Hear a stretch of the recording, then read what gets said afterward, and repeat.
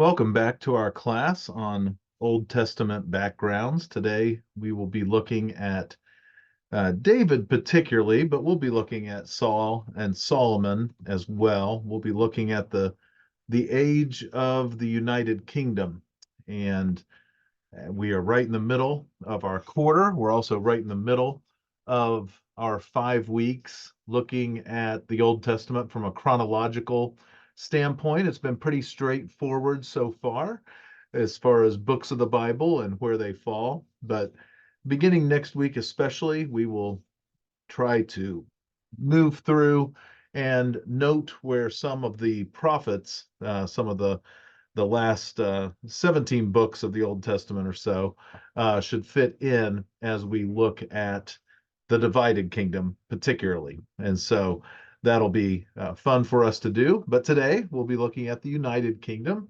And I do want to give credit to the NIV Archaeological Study Bible this whole month for these 5 lessons, because as we go through chronologically, and I'm sure I will reference this work also when we look at the different peoples of the Old Testament, because this Bible, this study Bible, has great articles on the various peoples of the Old Testament as well. I will be using a lot of different sources when we get to the month of February and as we go through that part of our study. So, here in for our New Testament passage, we're looking at a passage from the book of Luke and chapter 20, verses 37 to 44, as you can see there on the screen. And I've backed up a teeny bit. Originally on the outline, I had us starting in verse 39, because we've looked at 37 and 38 and some of the preceding verses before, but I do want to just re-emphasize Jesus' use of the people of the Old Testament. And so once again, showing the use of Moses and Abraham, Isaac, and Jacob.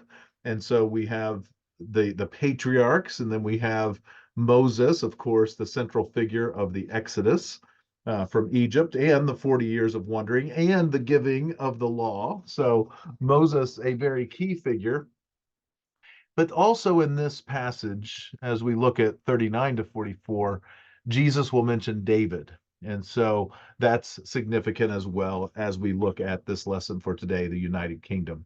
So Luke 20, starting in 37, but that the dead are raised, even Moses showed in the passage about the bush, where he calls the Lord the God of Abraham and the God of Isaac and the God of Jacob.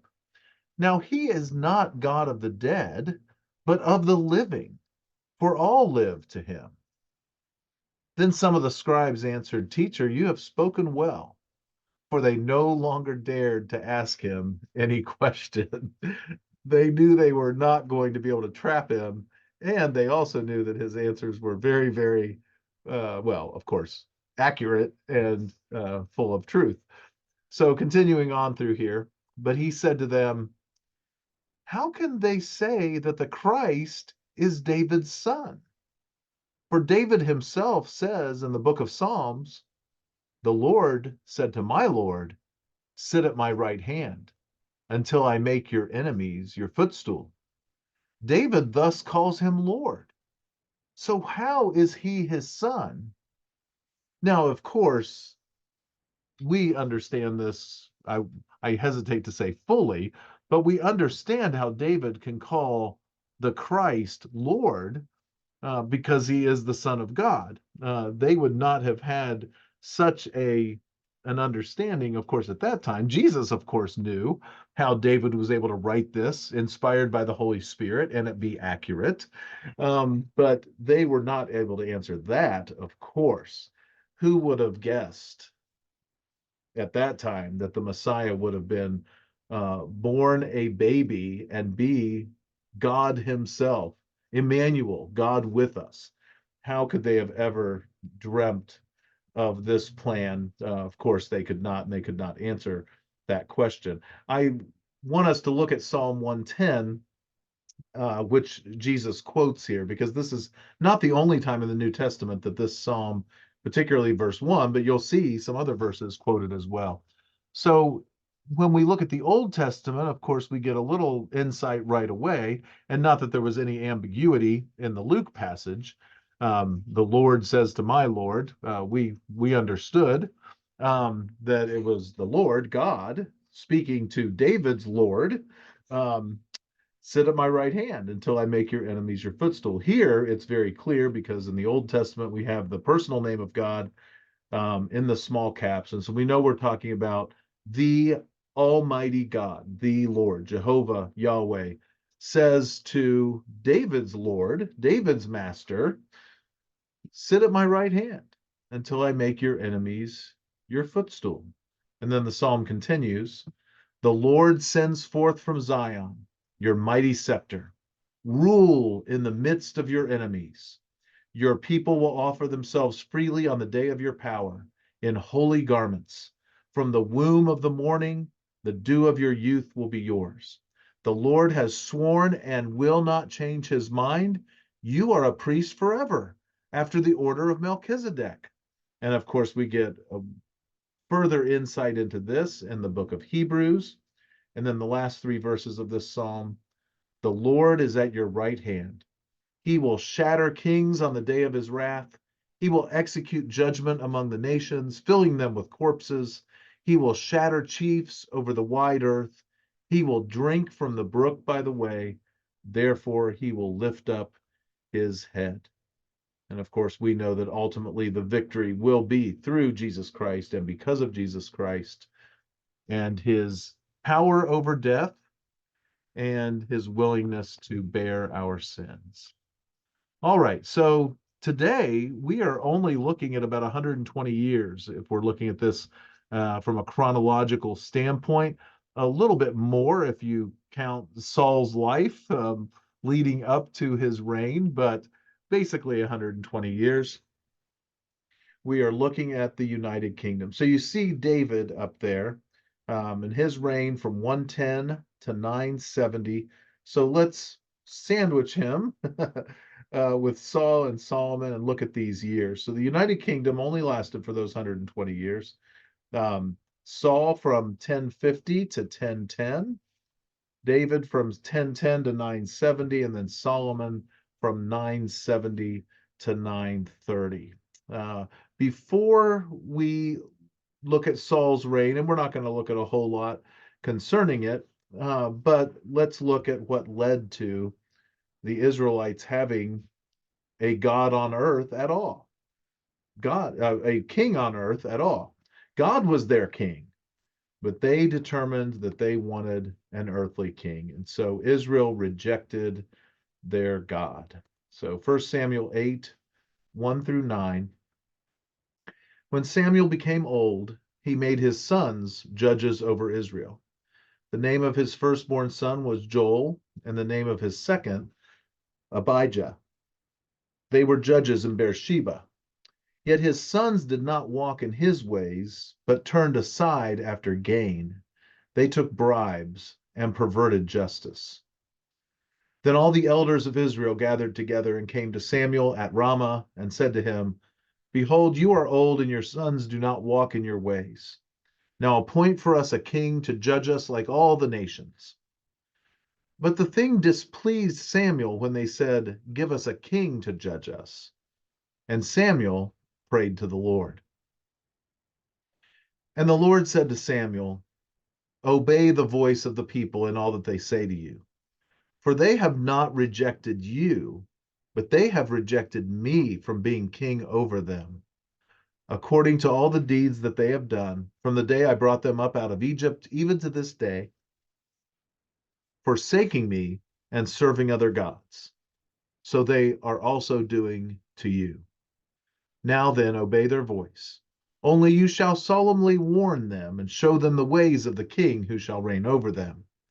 And Samuel does do this. The next verses, Samuel speaking to the people and tells them all the terrible things that kings will do, but they still want a king. Saul becomes the first king of the United Kingdom. We're looking, again, as we mentioned with David, right around the year 1000 BC. Saul, of course, reigns prior to that from 1050 to 1010. So I do want to read a little bit of this article from the NIV Archaeological Study Bible, entitled Samuel and Saul. Samuel and Saul were transitional leaders in Israel's history during the period dating from approximately 1070 to 1000 BC, between the time of the judges and the united monarchy. In those days, the word of the Lord was rare, 1 Samuel 3:1. But the miraculous conception of Samuel to the barren Hannah, along with Samuel's unique prophetic call, denoted a special work of God on behalf of his people. Seemingly not of priestly stock, although his father was a Levite, Samuel grew up at Shiloh, Israel's primary worship center, where he was trained under the high priest Eli. Samuel's ministry, however, was not that of a priest, but of a prophet. He spoke on God's behalf and called the nation to repentance. Samuel both appointed earthly kings and denounced them, and he enforced God's covenant in Israel. Saul was a tragic expression of Israel's waywardness. Under Philistine oppression, the Israelites began to question God's presence and power among them, and to imagine that only a warrior king could bring them deliverance. In so doing, they rejected God as their king, which we just read about. Saul was tall, strong, and courageous, and the people chose him as king without hesitation. Indeed, he embodied the human ideal of a king. God commissioned Saul to fight both the Philistines and the Amalekites, but Israel's first king often failed to follow all of God's directives. 3 confrontations with Samuel made clear Yahweh's verdict. Saul's kingship was rejected, and he would be replaced by an individual handpicked by God. And of course, when God picks David, we read the great passage about how God does not look at the outward appearance, but looks at the heart. And that's why David was chosen. Finishing this article, the remaining years of Saul's reign were scarred with fear, treachery, and anger as David rose to prominence in Israel. Saul's death at the hands of the Philistines ended his reign. So we're going to look at first a negative situation. This is Samuel speaking to Saul about how God has rejected him. 1 Samuel 13, verses 13 and 14. And Samuel said to Saul, "You have done foolishly. You have not kept the command of the Lord your God, with which he commanded you. For then the Lord would have established your kingdom over Israel forever. But now your kingdom shall not continue. The Lord has sought out a man after his own heart, and the Lord has commanded him to be prince over his people, because you have not kept what the Lord commanded you." This is particularly devastating because we see glimpses of how good Saul could have been, and how wonderful he could have been, and how he could have been such a great king for an extended, an even longer period of time. But Saul was determined to go his own way. He seemed to have gotten wrapped up in the power and the glory of being a king. But I want us to note a few of the positive things about Saul before we move on to David. And one of these centers around a geographic location, Jabesh Gilead.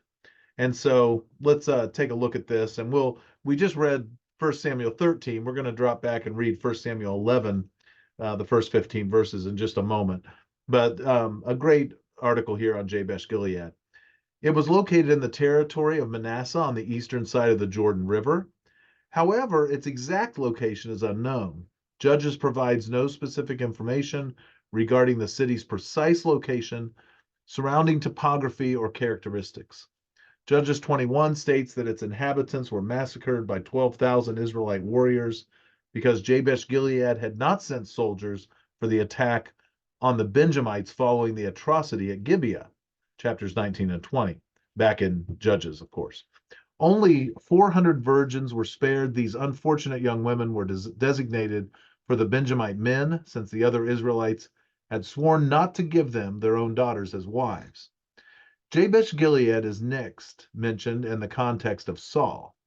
According to 1 Samuel 11, which we'll look at in just a moment, Nahash the Ammonite besieged the city and demanded, as a condition of peace, the right to gouge out the right eye of every resident.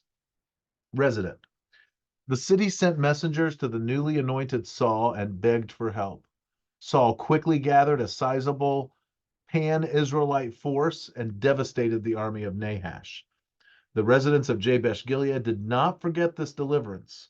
Later, when Saul and his sons died on Mount Gilboa, the Philistines hung their bodies on the wall of Beit Shan as trophies.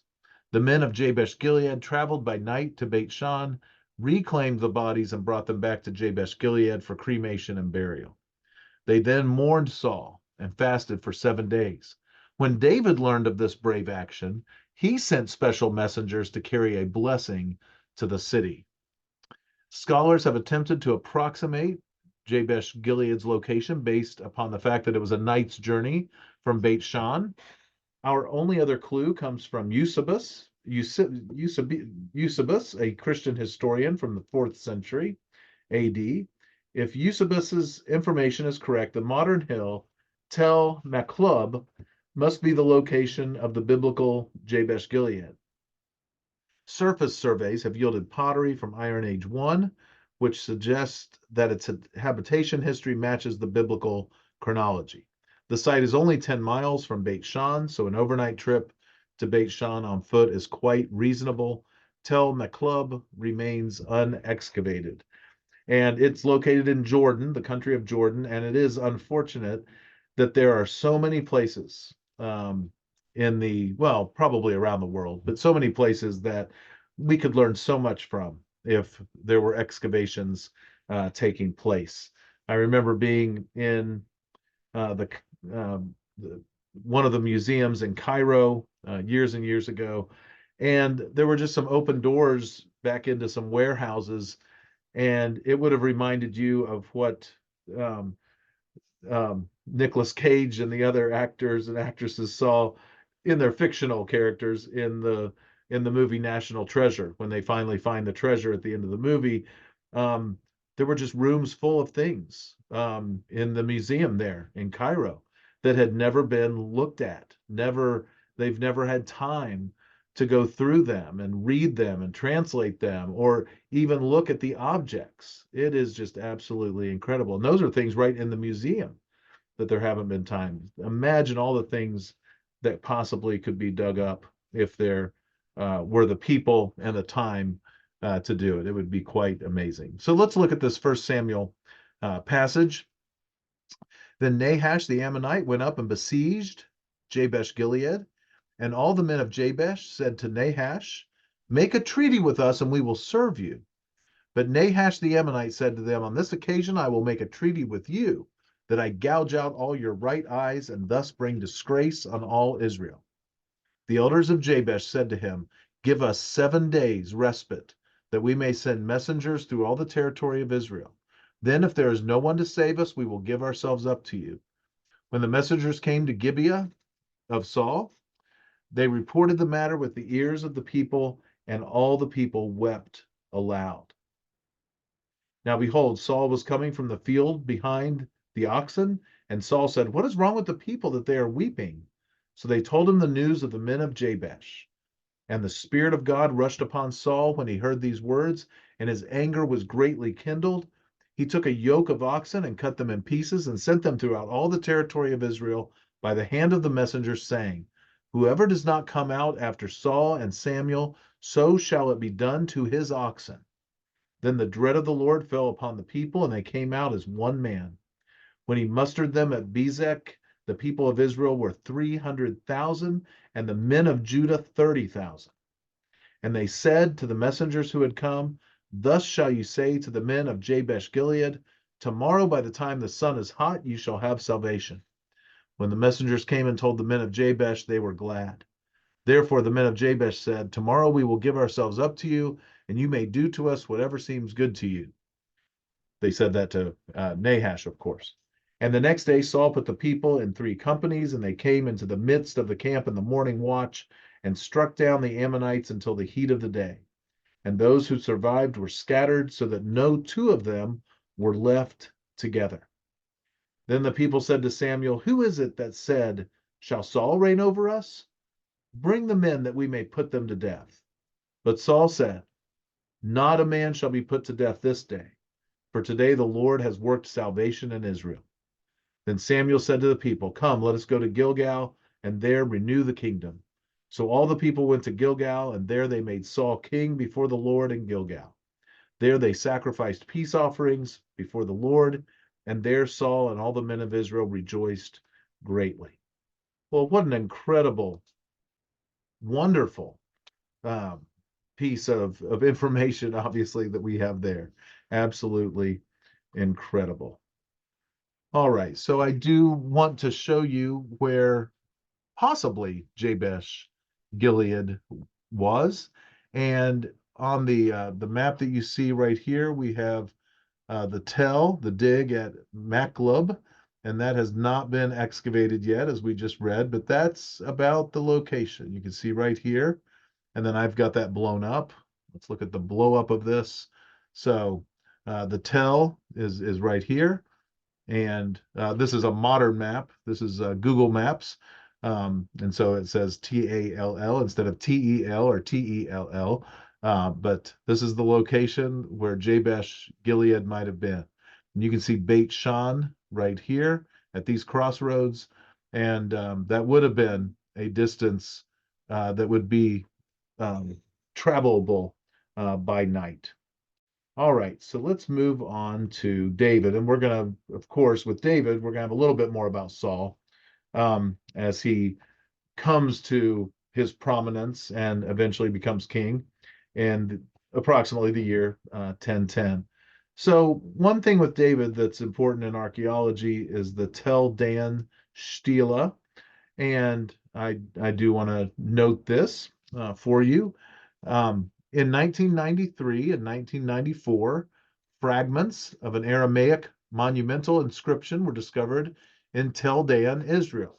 And that's up, Tel Dan is up in the Galilean region.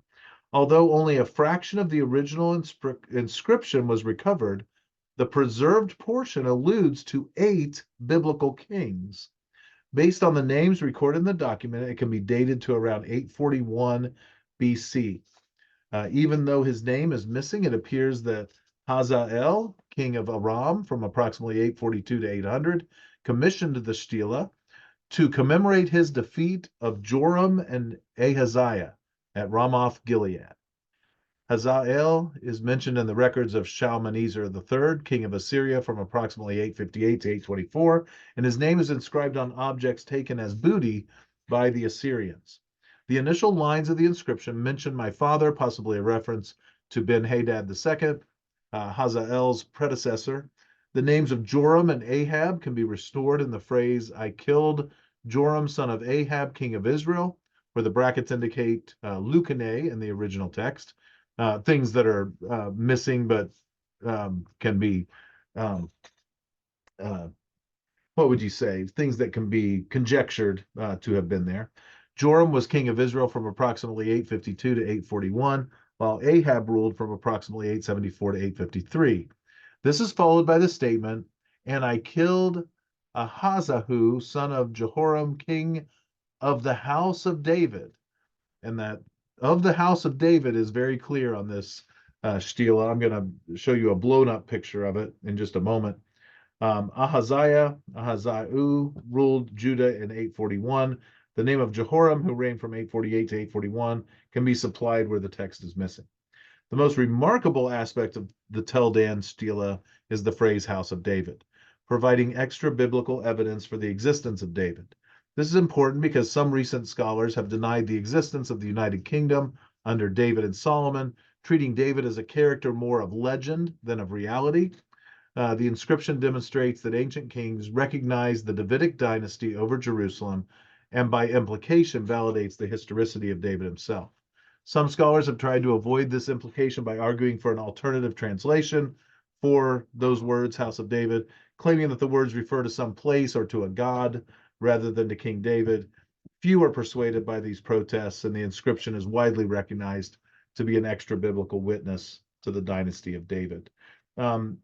So many people, and I shouldn't say so many people, just some prominent liberal scholars just always want to bash the Bible wherever they can. There's no belief in it. There's just they'll do anything they can to discredit.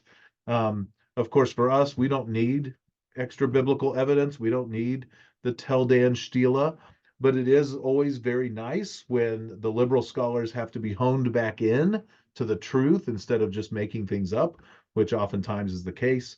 And so this is a significant thing. So here's a blow up. You can see this at um, the Israel Museum there in Jerusalem.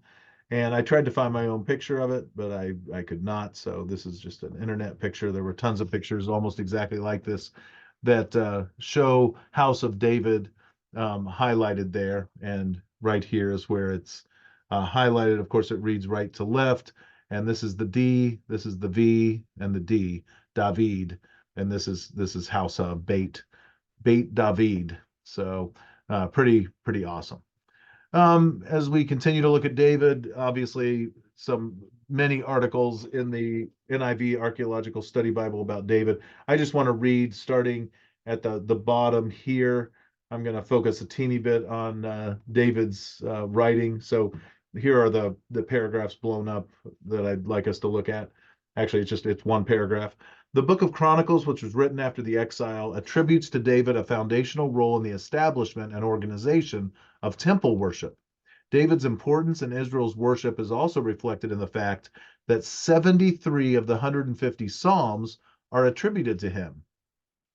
These Psalms add spiritual depth to David's story in their portrayal through David's praise, penitence, and petitions of God's transformation of his heart in the midst of personal and national crises. David even represents the ideal penitent and model worshiper of God. He was also a righteous servant who called on the Lord in the midst of suffering. Just as Israel's emergence would have been inconceivable apart from the faith of Abraham, and the Exodus unimaginable without Moses, so also the nation's once and future kingdom would have been unthinkable apart from God's eternal covenant with David. So pretty neat stuff in that article. The picture there is the slopes, the eastern slopes of the city of David. You can go and see those slopes. You can see where the city of David was, right there in the midst of Jerusalem, modern Jerusalem, even today. And you can do a lot of tours and various things centered on David. I do want to read a story that we have in the text, and David is at En Gedi, and so right in the middle of this map is En Gedi. It is just there's a natural stream that flows through there. There are a few caves, and it's right there on the edge of the Dead Sea, as you can see. And this is where David hid for quite a bit of the time while he was running from King Saul. You can see Jebus up here, Jerusalem, Bethlehem, and down here in Gedi. Some feel that Masada might have been the current day Masada. That might have been the stronghold that was being talked about at the end of the text we're going to look at. So there's a look at it from a Bible map. And then here's a modern map of Israel, just from Google Maps. You can see Jerusalem up there at the top, even with the northern edge of the Dead Sea. And if you ever have the blessing of going to Israel, almost always, if you're there, one of your days will be to stop at the Dead Sea Scrolls, which are up around in here, not the actual scrolls now, but Qumran, the caves where they were found. And then you'll drive along the Dead Sea and get to En Gedi, and you might or might not stop at En Gedi. One of my professors and one of the gentlemen who has been on both trips that I've gone on is Dr. Rodney Cloud, and he has a love for David, and so to go to En Gedi is just a huge part of his experience, and he makes that a blessing for all of us when we're on those trips. And then right here is Masada, and obviously not just for biblical history, but for Jewish history in general. a great location to visit. So you can see from a modern map that the Dead Sea is now separated. There's the north part and the south part. It's felt, if you look at the biblical map, that there was one big body of water back in Bible times.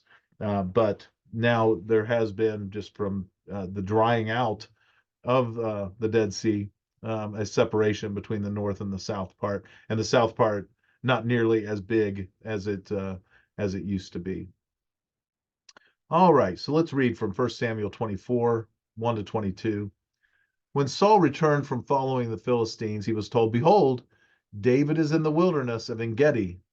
And we know right where that is. And I think one of the things that Dr. Cloud likes about being there is that if you go in that cave, Saul was there, David was there. This is just a pretty amazing thing. Verse 2, then Saul took 3,000 chosen men out of all of Israel and went to seek David and his men in front of the wild goats' rocks. And there are wild goats there. We saw them roaming around while we were there, and it's very rocky. So this place at En-gedi. And he came to the sheepfolds by the way where there was a cave, and Saul went in to relieve himself. Now David and his men were sitting in the innermost parts of the cave. And the men of David said to him, "Here is the day of which the Lord said to you, Behold, I will give your enemy into your hand, and you shall do to him as it shall seem good to you." Then David arose and stealthily cut off a corner of Saul's robe. And afterward David's heart struck him because he had cut off a corner of Saul's robe. He said to his men, "The Lord forbid that I should do this thing to my Lord, the Lord's anointed, to put out my hand against him, seeing he is the Lord's anointed." So David persuaded his men with these words and did not permit them to attack Saul. And Saul rose up and left the cave and went on his way. It's noteworthy that even though David has already been anointed to be the next king of Israel, and even though Saul is seeking to kill David, David will not mess with the Lord's will. He felt bad about it. He messed with him a little bit by cutting off the corner of his robe, but he did not kill him. He did not take him into custody. He did not do anything to his person or his position as the Lord's anointed. And really a great lesson for us of respect for those that God has put in authority. Afterward, David also arose and went out of the cave and called after Saul, "My lord the king." And when Saul looked behind him, David bowed with his face to the earth and paid homage. And David said to Saul, "Why do you listen to the words of men who say, Behold, David seeks your harm? Behold, this day your eyes have seen how the Lord gave you today into my hand in the cave. And some told me to kill you, but I spared you. I said, I will not put out my hand against my Lord, for he is the Lord's anointed. See, my father, see the corner of your robe in my hand. For by the fact that I cut off the corner of your robe and did not kill you, you may know and see that there is no wrong or treason in my hands. I have not sinned against you, though you hunt my life to take it. May the Lord judge between me and you. May the Lord avenge me against you, but my hand shall not be against you. As the proverb of the ancients says, out of the wicked comes wickedness, but my hand shall not be against you. After whom has the king of Israel come out? After whom do you pursue? After a dead dog, after a flea? May the Lord therefore be judge and give sentence between me and you, and see to it and plead my cause and deliver me from your hand. As soon as David had finished speaking these words to Saul, Saul said, "Is this your voice, my son David?" And Saul lifted up his voice and wept. He said to David, "You are more righteous than I, for you have repaid me good, whereas I have repaid you evil. And you have declared this day how you have dealt well with me, in that you did not kill me when the Lord put me into your hands. For if a man finds his enemy, will he let him go away safe?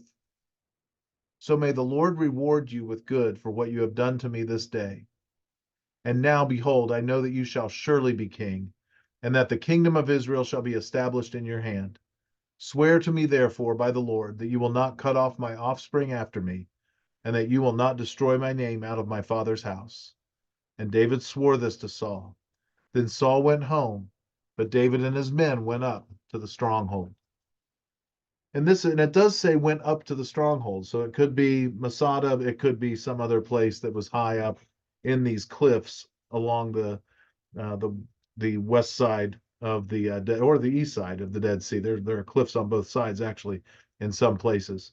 So a great statement here, and Saul responding appropriately, realizing that David is good and that he has done evil, recognizing that yes, David shall surely be king, and then caring for his descendants. And we do know that David showed great care for Mephibosheth later on during part of his reign. One other thing I want to note concerning David before we talk about Solomon for a little bit is the this article called Songs of Warriors. The Bible attests to the fact that ancient warriors often celebrated their achievements in song. Indeed, the first song recorded in the Bible is that of Lamech, Genesis 4:23 and 24, a fighter who boasted of killing a man who had wounded him. Songs by or about warriors have surfaced in several varieties. In what may be called the victory song, a warrior sang of his triumphs in battle. Such a song could be blatantly boastful, like Lamech's, or could give thanks to God, as did David's in 2 Samuel 22. This song praises God, but is clearly military in orientation.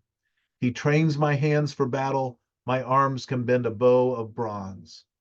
There are pagan analogies for such songs. An Akkadian hymn celebrating the military campaigns of the Assyrian king Ashur-Nashirpal II begins with the king claiming that he would sing in praise of his god Enlil, but quickly moves on to a boastful account of Ashur-Nashirpal's triumphs. The Greeks somewhat transformed this genre and composed songs in honor of athletes, as in the Odes of Pindar, 5th century BC, who celebrated the victors in the Olympic and other games. A second type of military song was the lament over fallen heroes. A magnificent example is that of David over Jonathan and Saul. 2 Samuel 1:17 to 27. The Greek poet Simonides composed verses for the Greeks who died at the Battle of Thermopylae, also commemorating the Greek victory over the Persians at Plataea. Epic poetry, which memorializes at length the deeds of great heroes, can be considered a third genre. It's noted at the bottom of this that there is no epic poetry in the Bible of this type, at least. Examples include the Sumerian Epic of Gilgamesh, the Ugaritic Epic of Curta, and the well-known Greek Iliad and Odyssey by Homer. And the reason given here for the Bible not having these is, of course, it focuses on God and his covenant rather than on the exploits of heroic human beings. All right, so let's move on to Solomon, the last king of the United Kingdom. After this, we have the divided kingdom. Rehoboam and Jeroboam will be the next kings because Israel and Judah will have split. So a lot of articles on Solomon, obviously in this NIV Archaeological Study Bible. I'm just going to read the first paragraph for you here. Solomon inherited a vast empire extending from the Euphrates to the Gulf of Aqaba and from Tyre to Egypt. He maintained this kingdom during a 40-year reign through diplomacy, industry, and effective administration. Although Israel dominated the political scene of his day, the name Solomon is not attested in extra-biblical records discovered to date. Even so, archaeology gives us a better appreciation for the glory of Solomon's age. And then the article talks about his administration, the fortified cities, trade and wealth are talked about extensively in the scriptures, and the temple and the palace, of course. And he had help, and he had people come to him from other countries, amazed at what he was able to do. Really, really cool stuff. And then with Solomon, one more thing I want us to do is just note that he wrote Ecclesiastes and Song of Solomon. David wrote a lot of the Psalms, obviously, and so when we look at how the books of the Bible, we do have a few here that line up in this United Kingdom period. And so I'll just read the last couple paragraphs from this. Finally, literary parallels and allusions in both Ecclesiastes and the Song suggest an earlier rather than a later date for their composition. In other words, supporting the fact that Solomon is the author. Ecclesiastes 9, 7 through 9, for example, strongly resembles Tablet 10, Section 3 of the Epic of Gilgamesh, where the hero is urged to enjoy life, wear clean clothing, and enjoy his wife's love. In addition, the love poetry of the song is similar to Egyptian poetry of this genre that flourished in the late second millennium BC.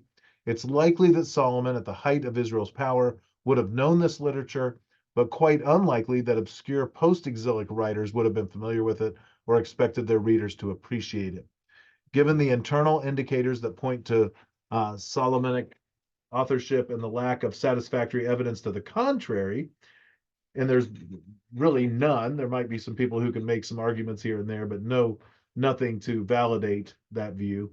It is appropriate to read Ecclesiastes and Song of Songs as literary products of the last king of the United Monarchy, and of course that is Solomon. So I thought to close today, we would read from the end of Ecclesiastes, chapter 12, verses 1 to 14.